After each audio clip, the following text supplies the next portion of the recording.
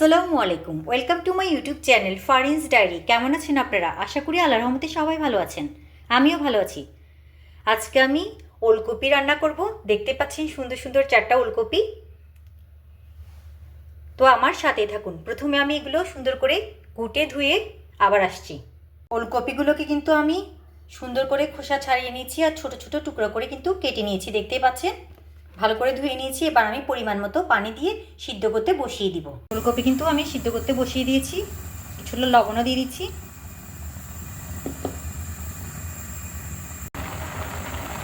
ফুলকপি কিন্তু সিদ্ধ হয়ে গিয়েছে, দেখতে পাচ্ছেন। এবার আমি চুলাটা বন্ধ করে দিব। এরপর কিন্তু আমি ঠান্ডা হলে বেটে নিব। এখানে আমি সব কিছু রেডি করে নিয়েছি। ওলকপিগুলোকে কিন্তু আমি একটু কষলিয়ে নিয়েছি, হাত দিয়ে কষলিয়ে নিয়েছি। কোনো ব্ল্যান্ড করার প্রয়োজন হয়নি, পিষার প্রয়োজন হয়নি। এখানে আমি পেঁয়াজ বাটা নিয়েছি, কাঁচামরিচ বাটা নিয়েছি। এখানে মাংসের মশলা, রাঁধুনি মাংসের মশলা অল্প। এখানে হলুদ গুঁড়া আছে। আর এখানে লাস্ট পর্যায়ে দেওয়ার জন্য ডিম নিয়েছি দুটা, একটা নিলেও চলবে। আর এখানে রসুন একটু ভাজি করে নিব। এটা দিলে কিন্তু অনেক মজা লাগে। চলেন শুরু করা যাক রান্না। প্রথমে আমি রসুনগুলো ফ্রাই করে নিচ্ছি। রসুন কিন্তু আমার ফ্রাই হয়ে গিয়েছে। এবার আমি এগুলো তুলে নিচ্ছি। রসুন ফ্রাই কিন্তু আমি তুলে নিয়েছি। তেল গরম আছে, আমি এই জন্য একটু চুলাটা অফ রেখেছি। এবার আমি এক একটা দিয়ে দিব পেঁয়াজ বাটা আর কাঁচামরিচ বাটা।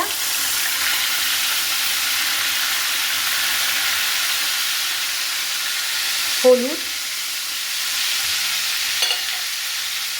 মাংসের মশলা, নর্মাল যে মশলাটা আপনারা ব্যবহার করেন, হলুদ, ধনে গুঁড়া আর জিরা গুঁড়া, এই দুটোও দিতে পারেন, মাংসের মশলা না দিয়েও।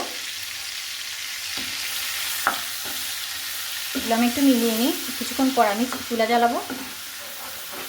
তেল কিন্তু এখনও যথেষ্ট পরিমাণেরই গরম আছে।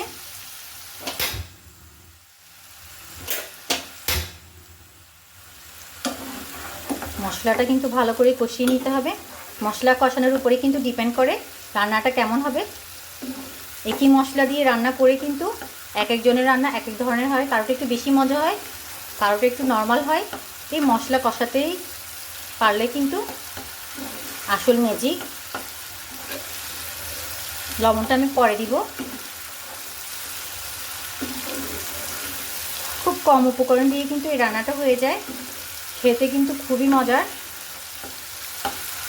কম জালে কিন্তু আমি এটা একটু কষিয়ে নিচ্ছি।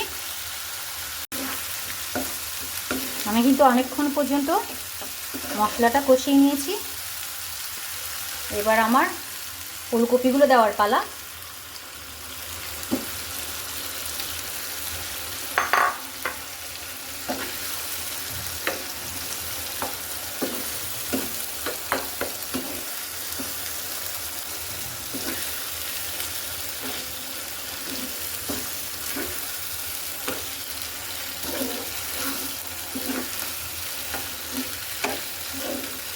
মশলার সাথে কিন্তু কষানো মশলাটার সাথে আমি ওলকপিগুলোকে কিন্তু ভালো করে মিশিয়ে নিচ্ছি। চুলার আঁচ কিন্তু মিডিয়াম আঁচে আছে।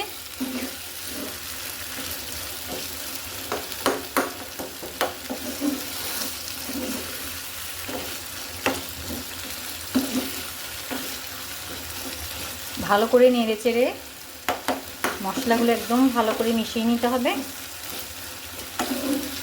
ফুলকপির পানিও কিন্তু কিছুটা কমে যেতে হবে।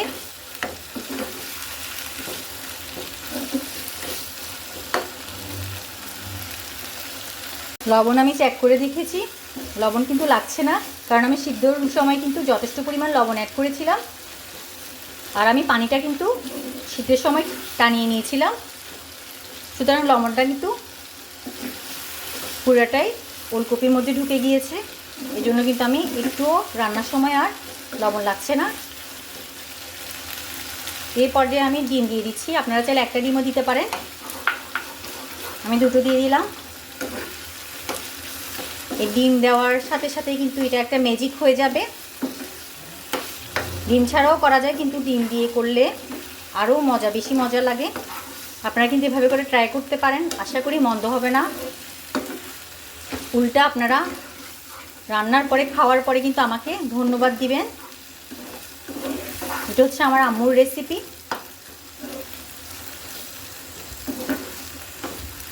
মায়ের মজার মজার রেসিপির মধ্যে কিন্তু এটা একটা অন্যতম একটা মজার রেসিপি।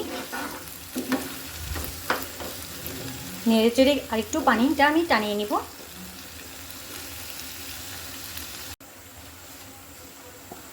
এই পর্যায়ে কিছুটা আমি ধনেপাতা দিয়ে দিচ্ছি।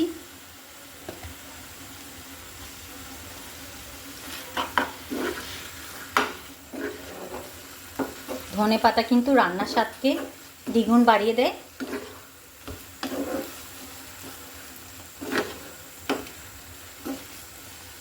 ভাজা রসুন,